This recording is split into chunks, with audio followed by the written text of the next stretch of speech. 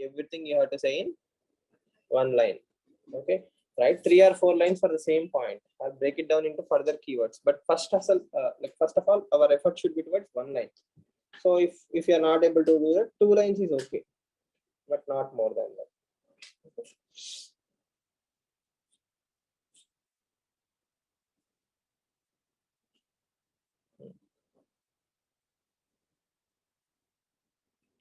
Have you read today's newspaper? Okay. Second answer.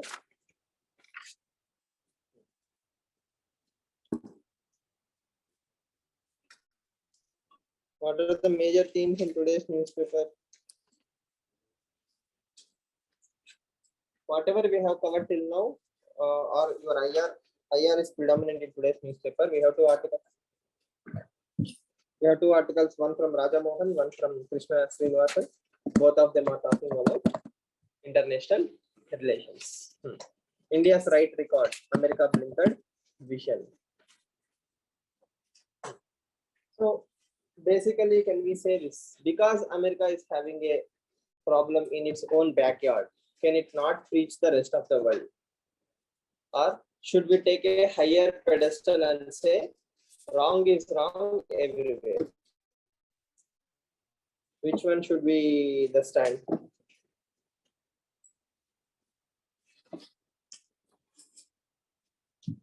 So what he's trying to subtly say is this: don't involve in internal matters of others. Okay, no country is perfect.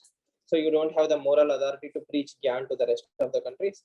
So we should only focus on major issues like climate change, arms control, and space. So this is what he's trying to convey. The summary is this.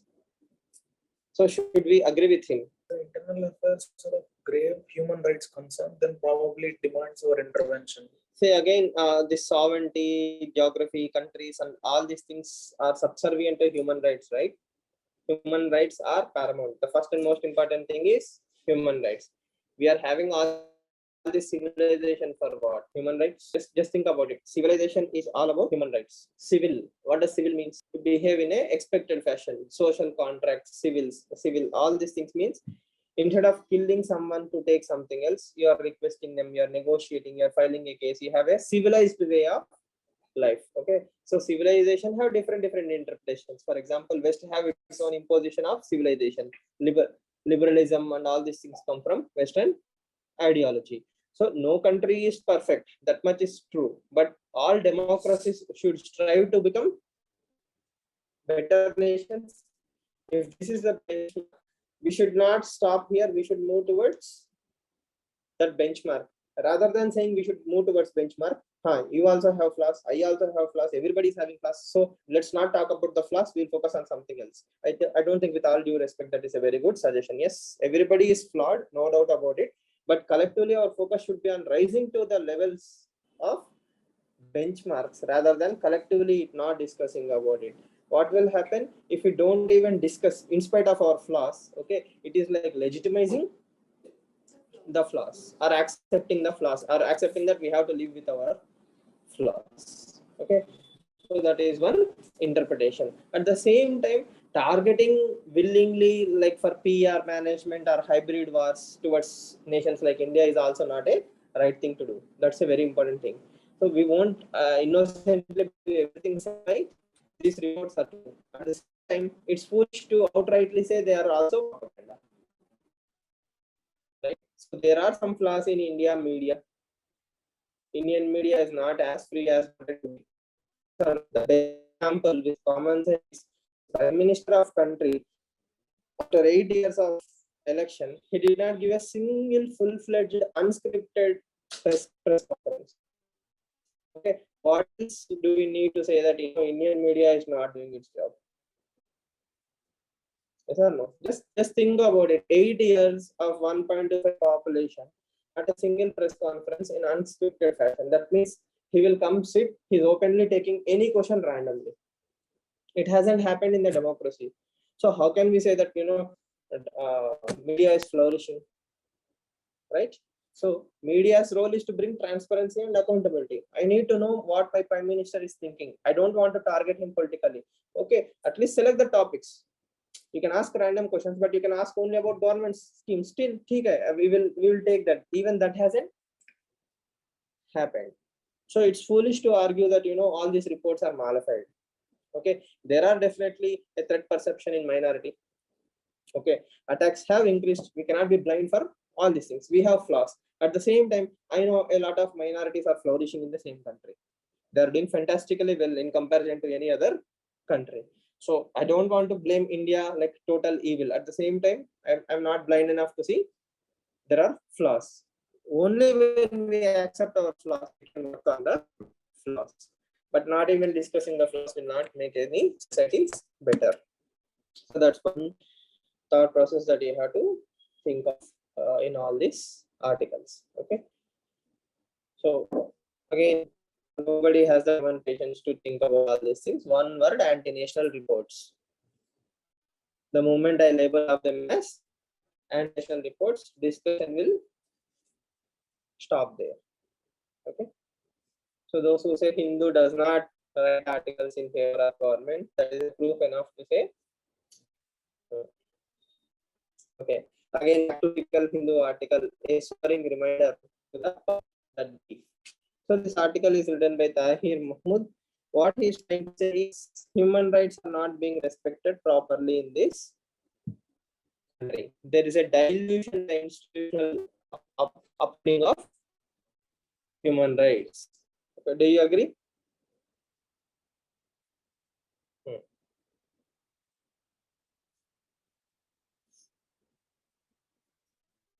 This is targeting a political class, saying political class is communalizing the society. Communalism is increasing because of politics, or communalization is happening because there is communalism. The second one is true.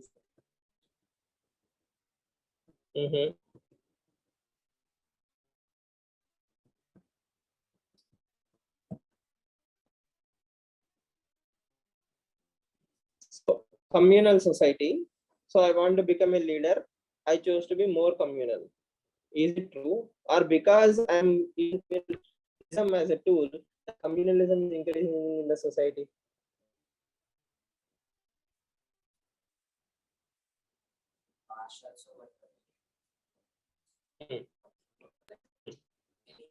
Hmm. Hmm. They are the leaders of the village, Hmm. and it increases it to mandal level, Hmm. and then districts, Hmm. and then state. Hmm. Hmm. In this way, Hmm. people use the communalism for politics. Okay. So we are technically having a lot of faultness in the society that are being exploited and reinforced. Okay. Communalism is not black and white. Communalism is gray. Can be communal. I can be communal at a gray level. That means I may not be explicitly communal. I will mingle with everyone. I have friends from all the communities, but I will still have my own communal ideology. So consciously I might be communal, but explicitly I may not be communal. Now what happens is when the political mass gives opportunity, that internal gray shades will become darker black. So no. So whatever is underlying will come above the surface. That exactly is what is happening to the Indian society. So as I keep repeating the same line every class, circumstances do not make a man, they reveal into itself. And society is rediscovered, not good and bad ways. So the most important thing you need to remember. Glorifying the past is also had a lot of communism. Every day, every 5 years, we had a crash in this country. It's not like before 2014, India was clean. Every 5 years, we had their own benchmarks. So, part and parcel of our history, thanks to the colonial divide and rule policies, the seeds planted then are rewarding us in the fruits even now. So if we have to solve that issue, as I told you, we have to solve the entire value education system. The only thing is every now and then people will drink Red Bull, right, to get energy. Okay, so elections are like the Red Bull to communalism. Whenever there is an election in the major state, they get the boost for communalization. After communalization, what will happen? They try to tone down. But the thing is, Once you start a fire in the forest, you don't know or you cannot control the fire. You wanted to just burn this particular area of the forest. Okay, but once you start the fire in the forest in midsummer, what will happen? Wind can take it anywhere. We don't know how or where the fire will end up. So let's hope that will not happen in the country. So that's one more thought process. So no main takeaways from these two articles. The only thing is value system. What drives your value system? This aid in governance. Okay, this article is response to NGOs. NGOs being paralyzed by the FCRA regulation. Yes. Foreign Contribution Regulation Act is getting the NGOs supported.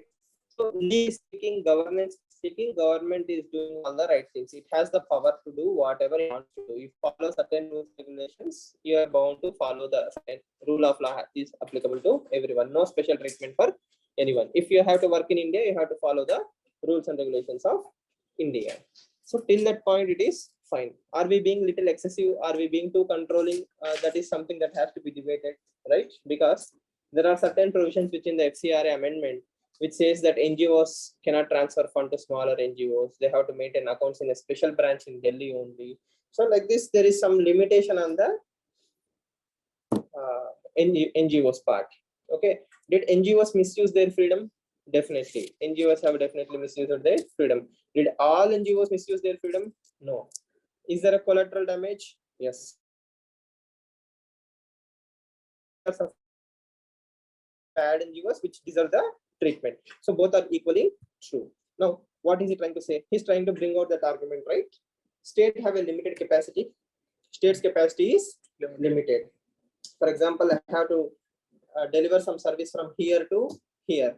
Okay, state may have a bridge till this point only, but the rest is covered by NGOs and other civil society organizations. So the bridge is very important. Not everything can be done by the state. State do need the support of NGOs. The best example is COVID pandemic and the migrant reverse migration. In the first lockdown, if you remember, there is a reverse migration.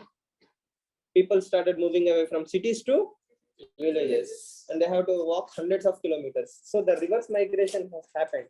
So state had a limited capacity. State could not do everything. So who helped those travelers? NGOs. Throughout the country, all religious organizations, NGOs, and all these people contributed a lot by supplying food, water, medicine throughout the journey. So if that was not done by NGOs, what would have happened?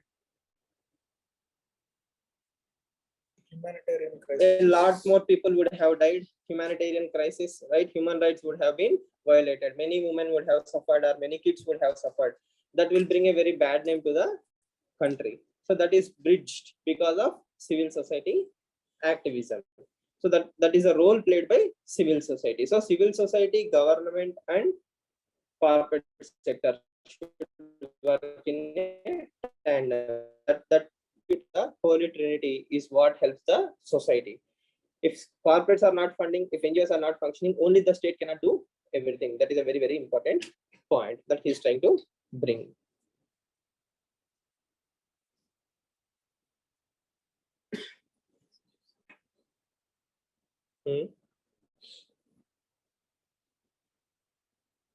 So what should be done? What else should be done? Should FCRA regulations be liberalized?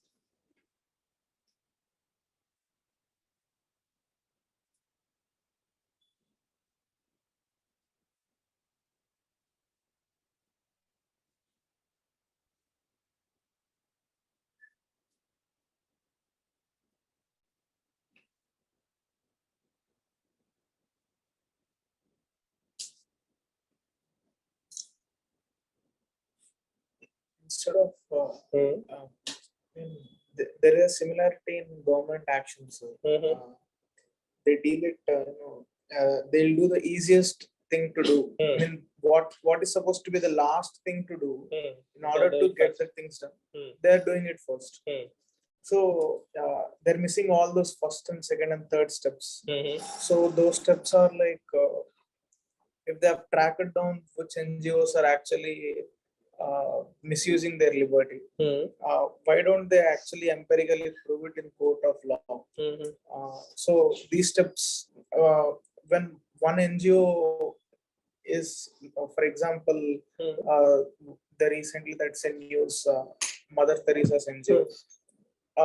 If they're really sure of misuse of funds and for conversions, they can empirically prove it in court of law and efficiently. This might teach a lesson to so many NGOs of that class. So instead of outrightly suffocating them,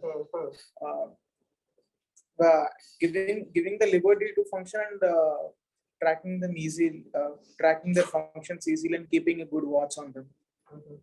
Then maybe if proven. Government did try actually bringing in more auditing rules. Okay. What is NGO, misuse of NGO, misusing humanitarian funds. You have an NGO, you wanted to help, you get foreign money to provide medicines, masks, sanitizer, and all this to people in rural area. While you are doing that, side by side, you are also saying, if you convert to my religion, that's a much better idea. Right? You get the idea, right? So religious conversions, anti-national propaganda, for example, PETA or Oxfam, all these people will create a narrative that India is not so favorable for minorities. They will ask certain questions in a loaded fashion. That means if I ask a question in a loaded fashion, that means the question itself is twisted in that way that your answer, whatever it is, will still project India in a bad light. Right? You get the idea? So such kind of things probably are done by some NGOs, not all NGOs. Some NGOs have definitely misused the funds. Forget about religion conversion and all these things. NGOs just ate the money. That is also corruption, right? So for all these reasons, government is trying to bring certain rules. So in democracy heals itself. How does democracy heal itself?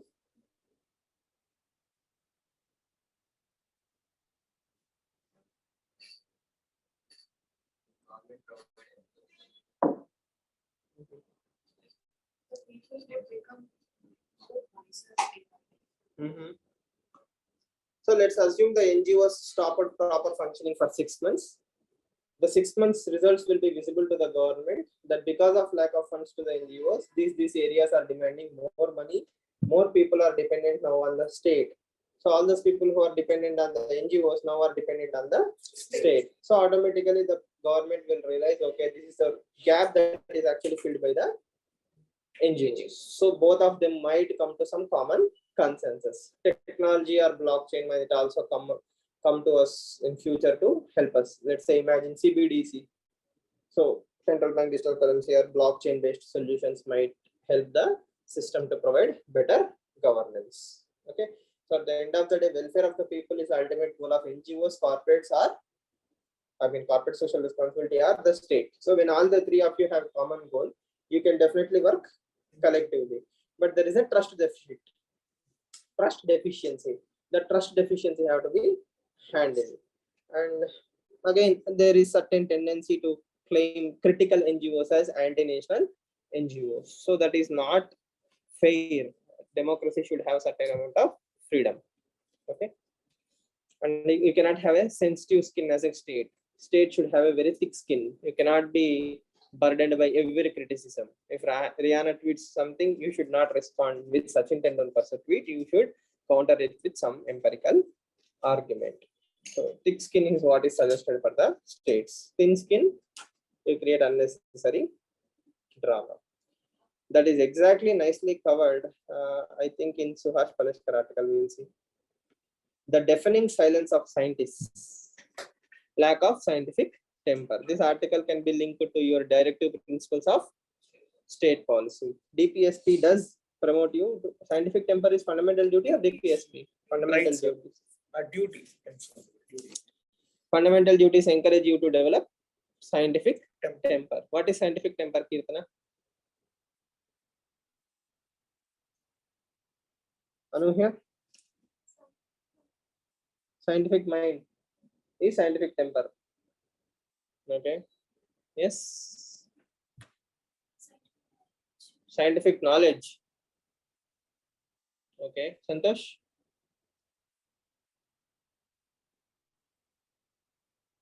What is the meaning of word scientific temper? Lavanya?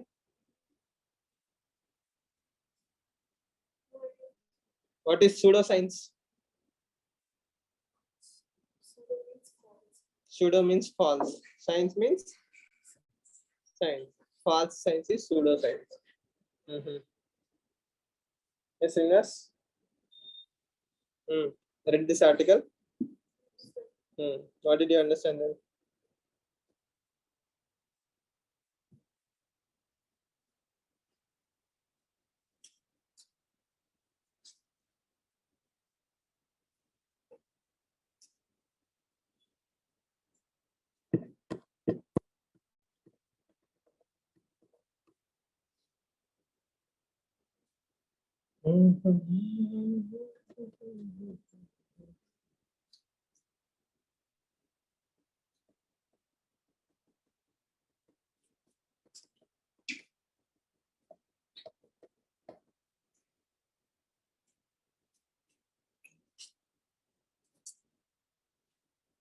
What is scientific temper? Who wants to tell me?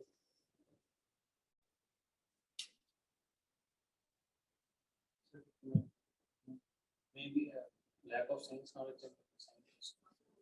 Lack of science knowledge in scientists. Malti? Lucy? Yes.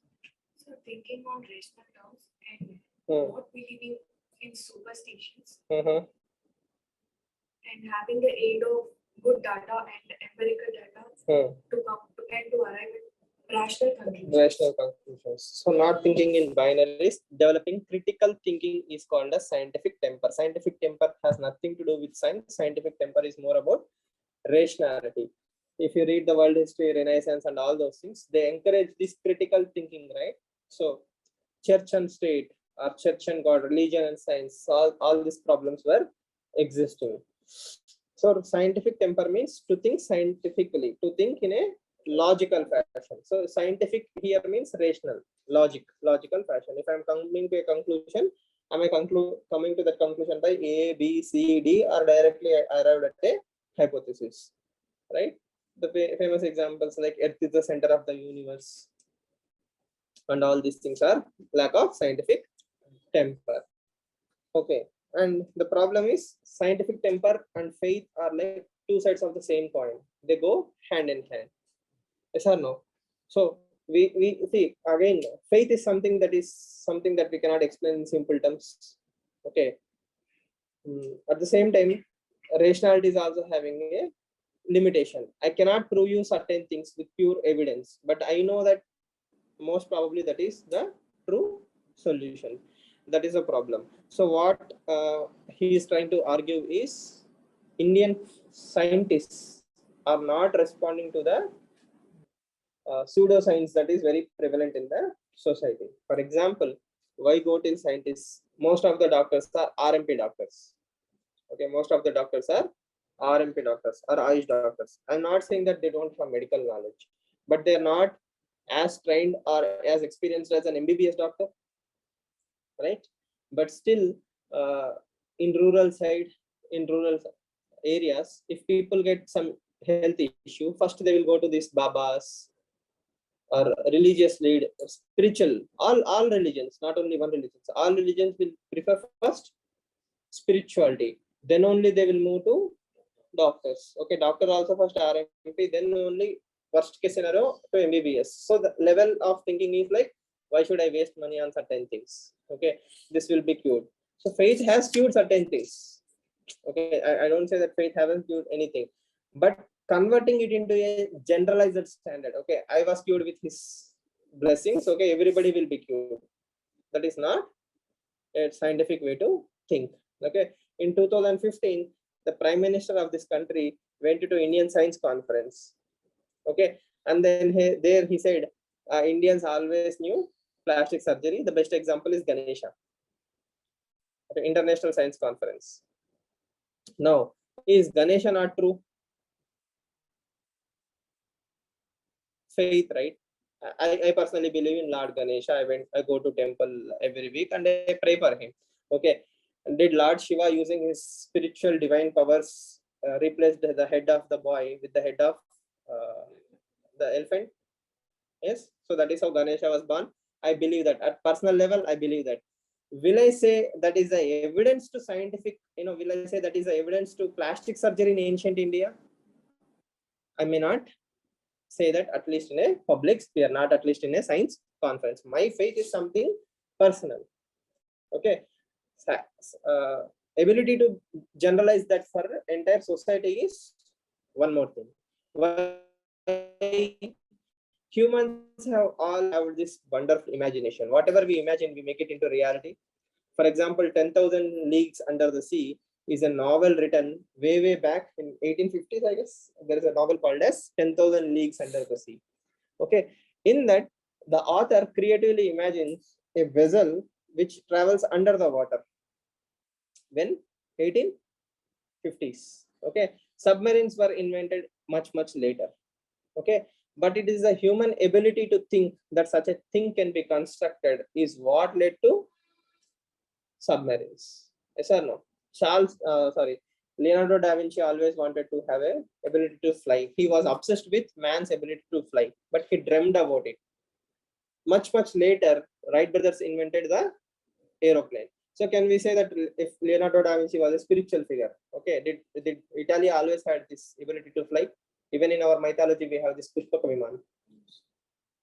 Yes or no?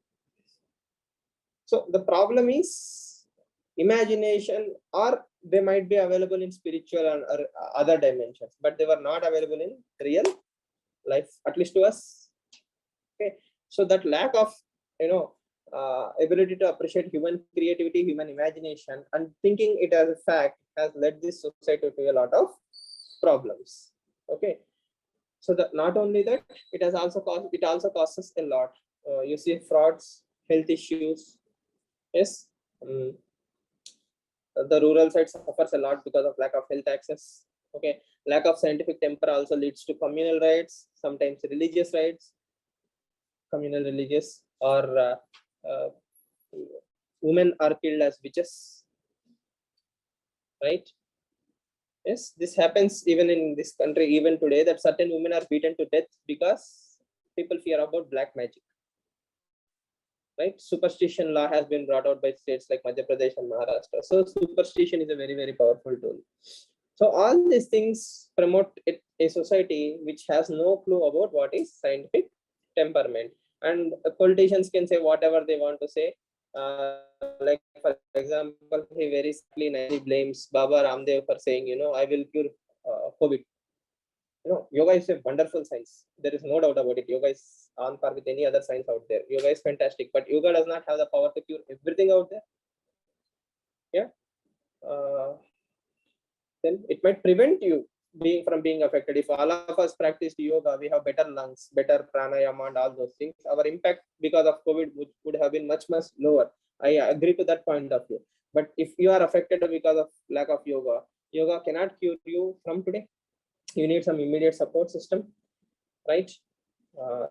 Then he also famously said LGBT can be cured using all these alternative medicines, right? So we are moving into a society where we don't have enough understanding of what is being rational, what is being scientifically tempered. That is why it is very easy for us to flourish under a post-truth world. Everything is interlinked. So what is the better solution?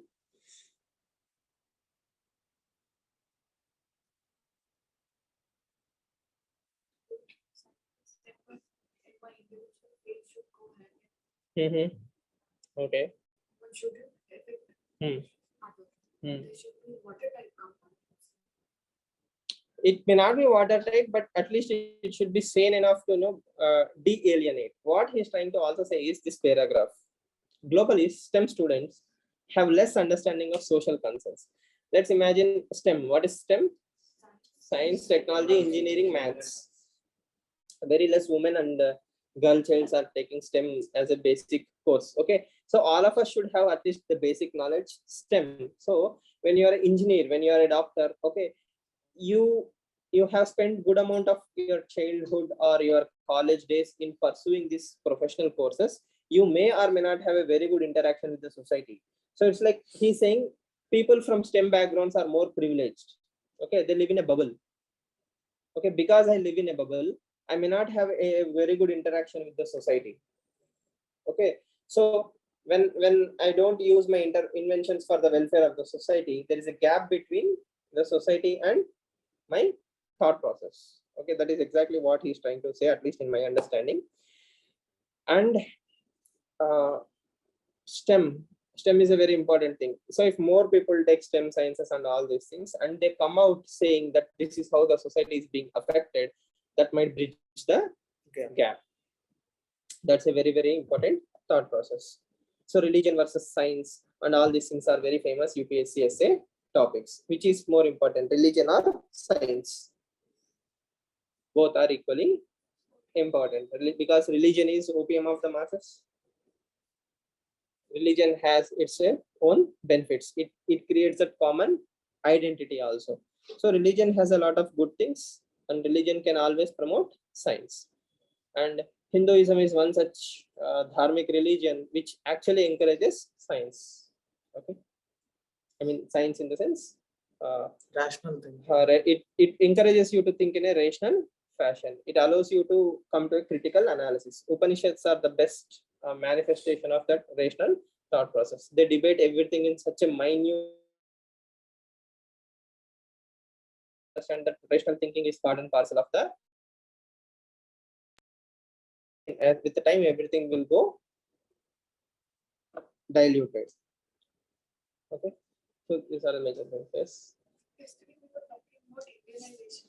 Mm-hmm. Can we say that pseudoscience would be a critical option of Indianization? Things like astrology should be included. Gomutra can solve the issue. Definitely. See, again, there are positive outcomes, just as we were discussing. Say, there is empirical proof to say that if you practice Gayatri Mantra every day, which is like one form of meditation, which it will activate certain brain centers. Right. So both are equally true. Again, as I said, faith, science go hand in hand. At the same time, I can use it to misuse. Right. See, I don't even know how many numerologists or astrologists are actually practicing whatever they are preaching. It is a subjective terminology. You can definitely use such points.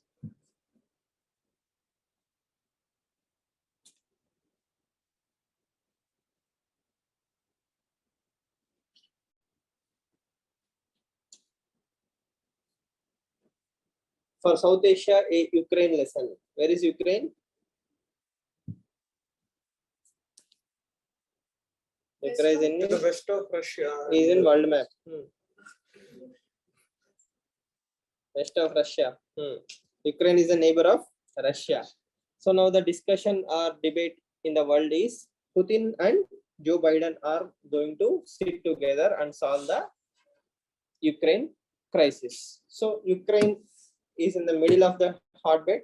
Russia wants to stop the expansion of NATO.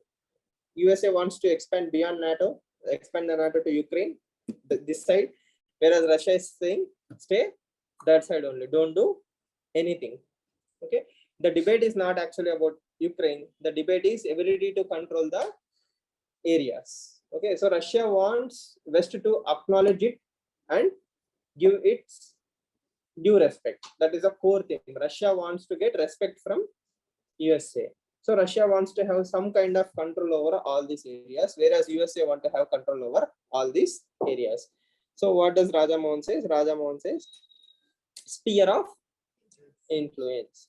This is one of the 5 pillars of Indian diplomacy, also using diplomacy as sphere of influence, or force multiplier. What is sphere of influence?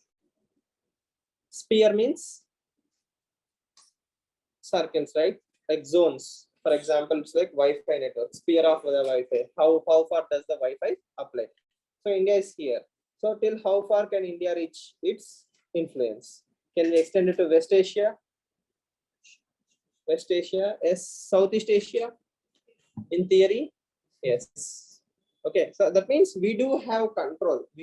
Our signals reach till there, but is it strong enough for you to download properly? No, that is the problem. Why? The signal of China is much stronger in that area rather than Indian signal. So that is a core theme that Raja Mohan is trying to bring out in the discussion. Not only India, Russia has sphere of influence, USA has sphere of influence, India have, China has, Germany have, Japan, right? So the theme is we are moving away from one cell phone tower, that is USA, the unipolar world, to multipolar world. Now there are more countries with sphere of influence, which is overlapping. For example, in West Asia, if you see the West Asian countries, Israel is having a lot of influence.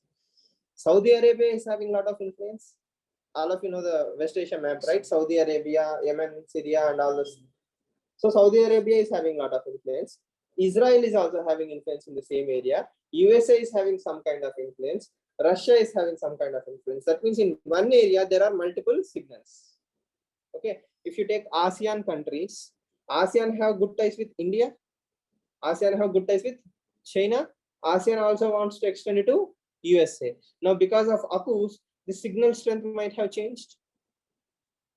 Yes. So these all dilemmas create something called as sphere of influence concept. So it is a proof enough for us to know that world is moving towards multipolar world rather than a bipolar world.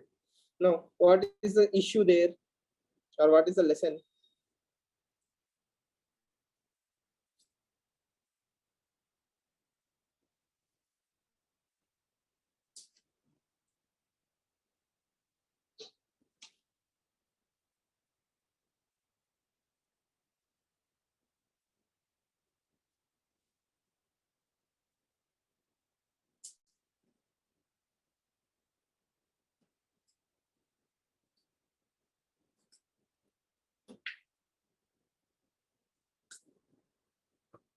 It also reinforces its sphere of influence over South Asian nations. Mm-hmm. It goes on to say that Mm-hmm. South Asian nations have no choice but to adhere to. But I don't agree with that no choice statement. My interpretation.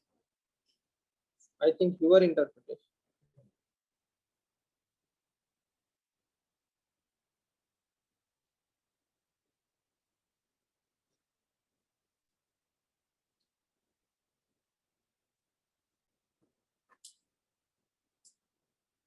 Mm-hmm.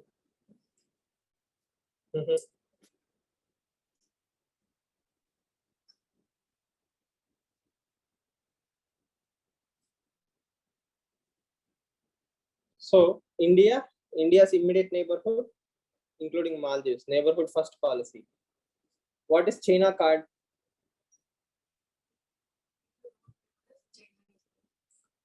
The term China card means if Nepal, for example, India and Nepal had an issue, Khalapani issue, okay, or Nepal politicians were there. So Nepal was asking India for certain favors. India was not interested in Nepal. So then what did Nepal say? Okay, we are no longer best friends. Who is my new best friend? China. So that exactly is China card. China card is also having Indian card. If China is pressurizing any particular country, they will say India. If Nepal is not happy with China, what will Nepal say?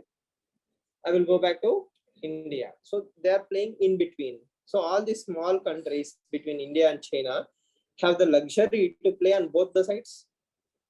Yes or no? Myanmar will play with China. Myanmar will also play with India. It has an option. If India is closer, it's fine. If India is not closer, it will use China card. If India is not closer to China, it will play India's card. So like this, they are balancing this arrangement. So what he's trying to tell you is that India should again more or less go back to the Gujral doctrine or continuation of the Gujral doctrine, where we should make sure that our neighbors are not having a lot of long-term issues with India. We should solve our long-term problems with our immediate neighborhood. The longer our problems fester, the more the China might influence them.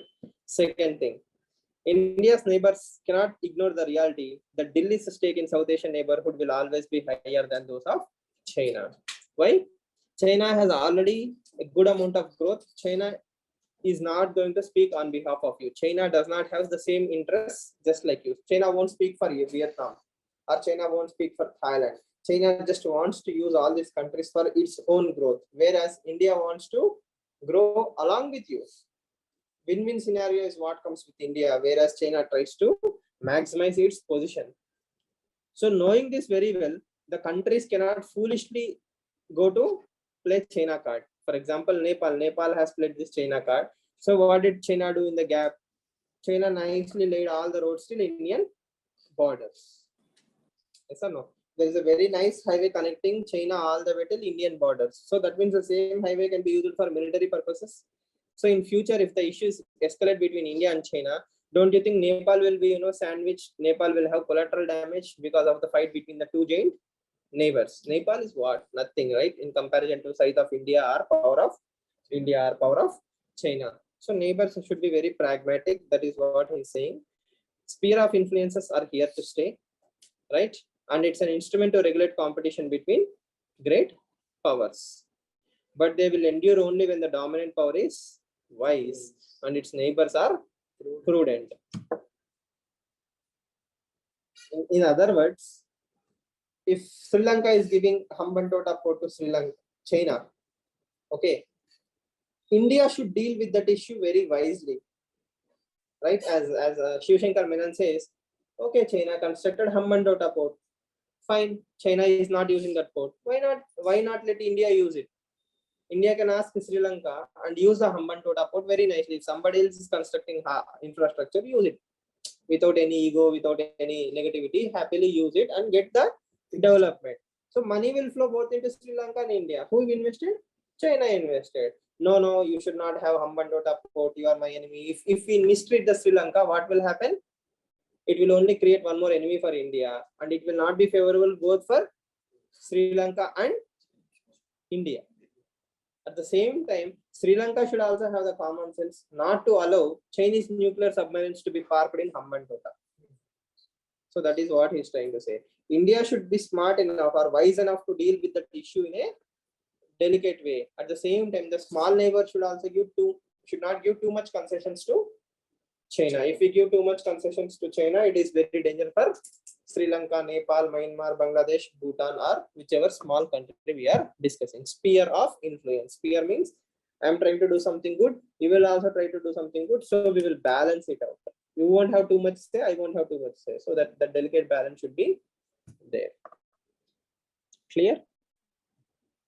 Yes. It relates to yesterday's article. Which one? K.P. Srinivasan. Says, India is balancing.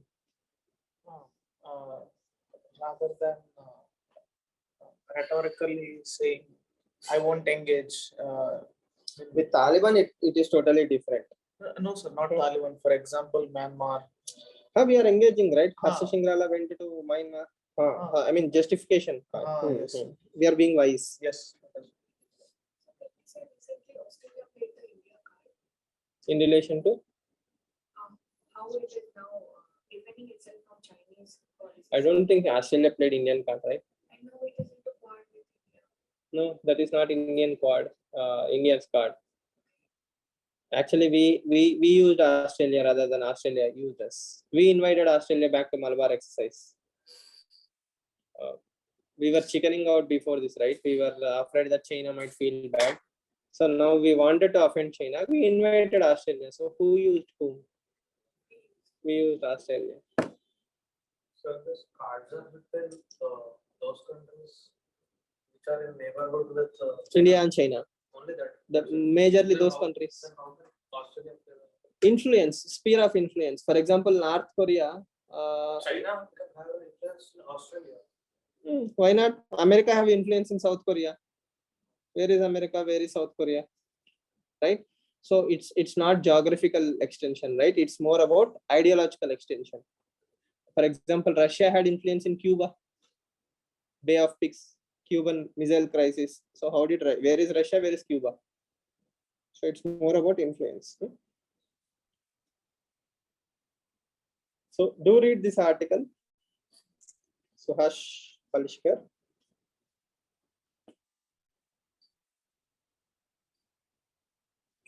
It's a good article to understand democracy when you're free. Do you have access to e-papers? No?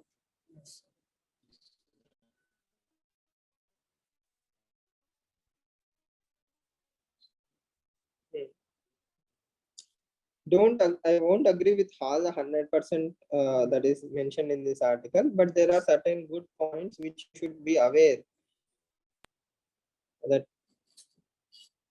how institutions, PR agencies, judiciary, everybody is subverting Indian democracy. That is something that you should read.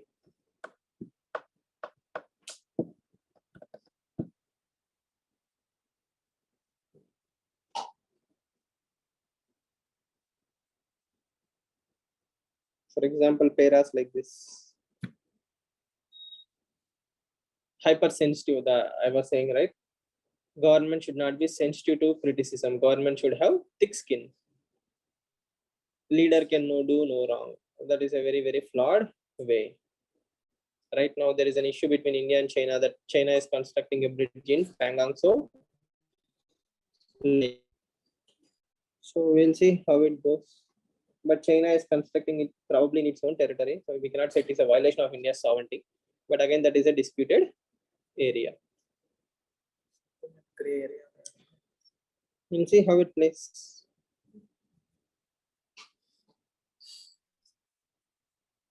Any questions? So, if there is a question on freedom of speech, Article 19, can we this Indian Express editorial used this phrase weaponized the government has weaponized the IPC for example sedition and UAPA. You can write that as a keyword, weaponization of see, he says the same thing, right?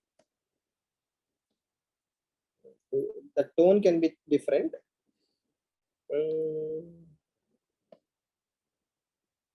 See, somewhere uses central agencies. Yes, sir. Legal mafia. He says. So try not to use certain things. Investigation agencies have become legal mafia, is what he says. You can tone down. Democracy has pathetically caved in. Investigation agencies are practically transformed into legal mafia. So try not to use that, but the spirit can be transferred. The misuse of central investigation agencies can be a simple word. So he says, like he brings out 3 points. What is wrong with Indian democracy, and he says 2 ways. One of that is ordinary politics, at least the ordinary politics power struggle. So, do you agree with that? Ordinary politics will at least keep the democracy alive. At the end of the day, you cannot eat all these things, right? You cannot eat hate, you cannot eat religion, you cannot hate bigotry, you cannot eat, imaginary promises. You can eat only what is available to you at the grassroots level, right? So for all the rhetoric, for all the propaganda, for all the hate, okay, all Hindus should eat 3 times a day. Yes or no? So if my food, if I'm not eating 3 times a day, whatever you are saying won't even go into my mind. Exactly, right? So if there is, let's go and ask in the modern society, a rickshaw puller, auto driver, or the people who are working as drivers in the next door, they probably have never even heard about this Haridwar conclave. They may not be aware. Why?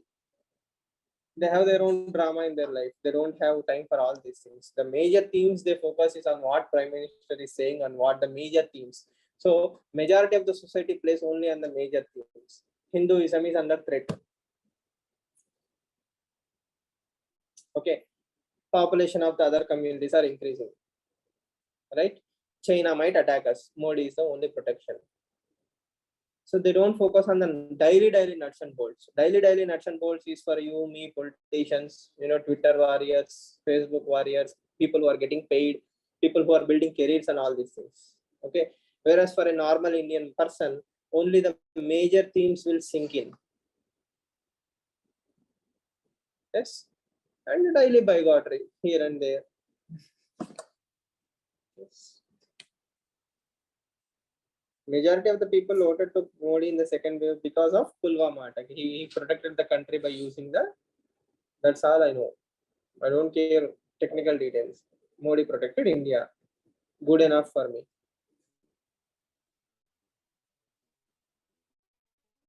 Luckily, there is no opposition.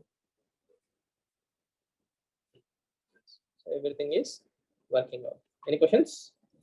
So do read this article. It will help you a lot. Okay. See you all tomorrow.